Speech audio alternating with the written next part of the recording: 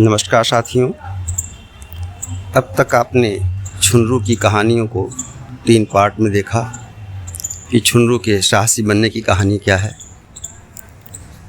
छुनरू के बाबा का रोल भी छुनरू के निर्माण में बहुत है और आज हम आपसे छुनरू के बाबा के बारे में बात करेंगे। छुनरू के बाबा और छुनरू दोनों का बचपन से ही कह लें कि जब वो छुनरू 6-7 महीने खिलाने लायक हो गया तब से लेकर के और बाबा अपने अंतिम सांस तक छुनरू से बंधे रहे और छुनरू भी उनसे बंधा रहा।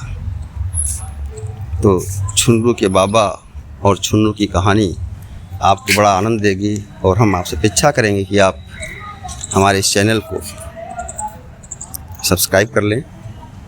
हम लोग देश विदेश राष्ट्रीय अंतर्राष्ट्रीय स्तर की बातों को भी शामिल करेंगे।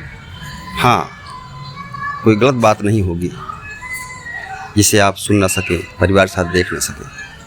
कोई फूहड़ बात नहीं होगी, सही बात होगी। नमस्कार। तो अब आप सब्सक्राइब कर लें।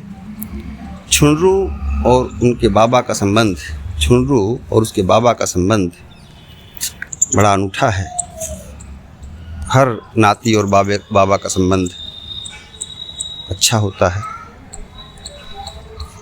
छुनरू जब पैदा हुआ 5-6 महीने बीतने के बाद जब थोड़ा उसको बच्चे को गोद में लेने लायक, खिलाने लायक हो जाता है तो घर के परिवार के लोग लेते रहते हैं, खिलाते हैं।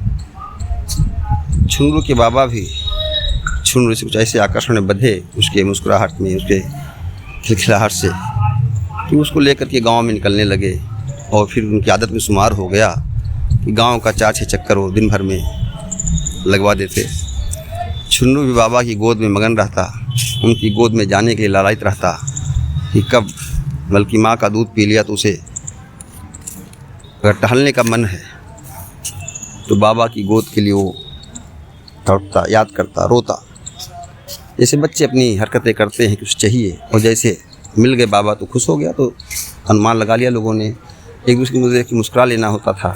बाबा भी मुस्कुराए, नाती भी मुस्कुरा दिया, तो इसका मतलब लोग समझ गए कि हाँ, दोनों की दोस्ती अच्छी है। होते हैं रिश्ते ऐसे, बचपन के बहुत सारे रिश्ते ऐसे होते हैं जो उन्हें भी चाहिए। छुनरू को तेल बुकवा करके माँ थमा देती उसकी, घर के काम करती अपने वो, और बाबा 1-2 घड़ी घुमाते। 1 घड़ी मतलब 24 मिनट का 2-4 चक्कर लगा देते। हाँ, बाबा रुकते नहीं कहीं एक स्थान पर, 2-4 मिनट बतियाए और चल दिए और फिर लौट आए,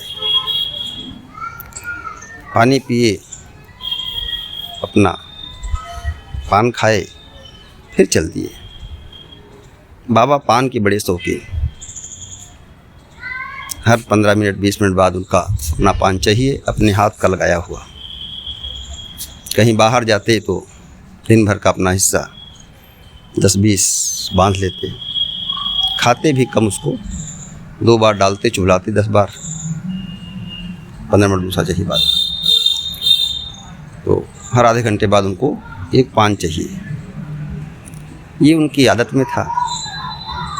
बाबा पान खाते, छुनरू को घुमाते और बाबा और छुनरू का संबंध, बाबा और नाती का संबंध क्रमशः मोह पास में बढ़ता जा रहा था। बाबा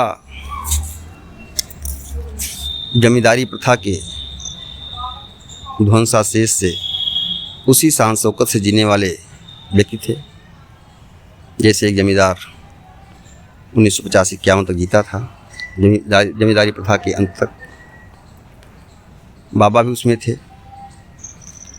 बाबा सप्ताह के 5 दिन कोर्ट कचहरी जरूर जाते, बड़े अधिकारियों से, तहसीलदार, SDM और कभी कभी DM तक की उनकी मुलाकातें होती।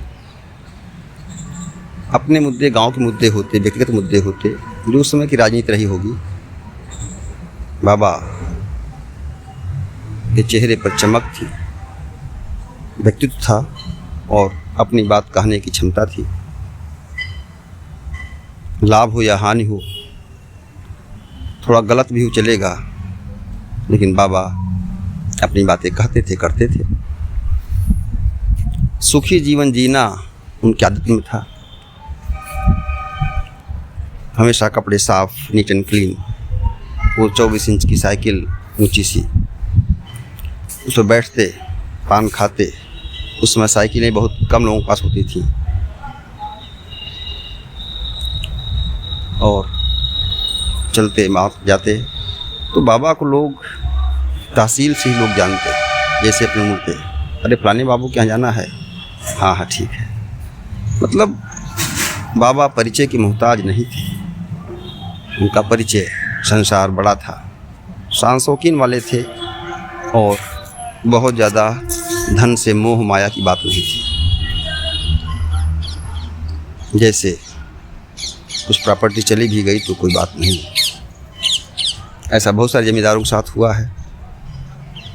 लेकिन बाबा जब तक रहे अपनी मस्ती में रहे और छुनरू का मोहपास संबंध चलता रहा। छुनरू का मुंडन होना था